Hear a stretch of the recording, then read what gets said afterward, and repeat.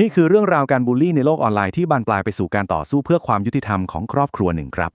คำพูดแบบนี้คือสิ่งที่น้องทับทิมนักศึกษาวัย 21 ปีต้องเจอมาเกือบ 2 ปีเต็ม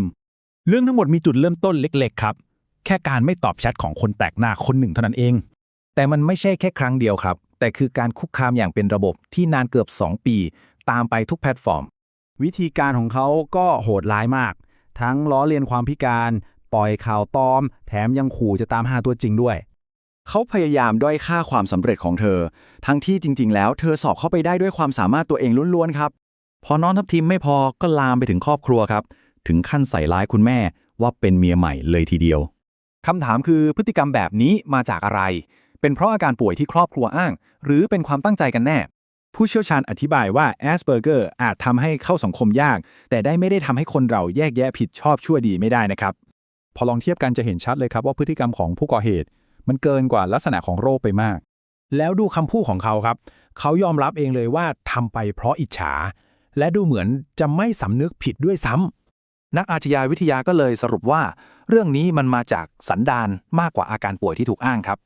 ทางการแพทย์ก็ยืนยันตรงกันว่าการป่วยไม่ได้ทำให้พ้นผิดทางกฎหมายยังไงก็ต้องรับผิดชอบแล้วถ้าเกิดเรื่องแบบนี้ขึ้นเราจะสู้ทางกฎหมายยังไงได้บ้างนี่คือขั้นตอนที่ครอบครัวกำลังทำอยู่ข้อหาที่โดนก็มีทั้งหมิ่นประมาทข่มขู่แล้วก็พรบคอมพิวเตอร์ซึ่งนับเป็นรายกระทงได้เลยครับหมายความว่าทุกโพสต์ทุกข้อความที่คุกคามสามารถนับเป็นความผิด1 ครั้งโทษก็จะยิ่งหนักขึ้นนอกจากการสู้คดีแล้วสิ่งที่หนักหนาไม่แพ้กันก็คือผลกระทบทางใจที่มันรุนแรงมากครับมันหนักถึงขั้นที่น้องทัพทิมเคยทานยาพาราไปถึง10 เม็ดเพื่อพยายามจบชีวิตตัวเองในมุมของคนเป็นพ่อ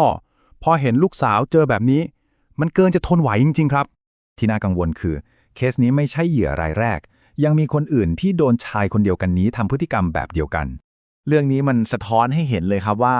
คำพูดในโลกออนไลน์มันสร้างบาดแผลได้จริงและคนทำต้องรับผิดชอบ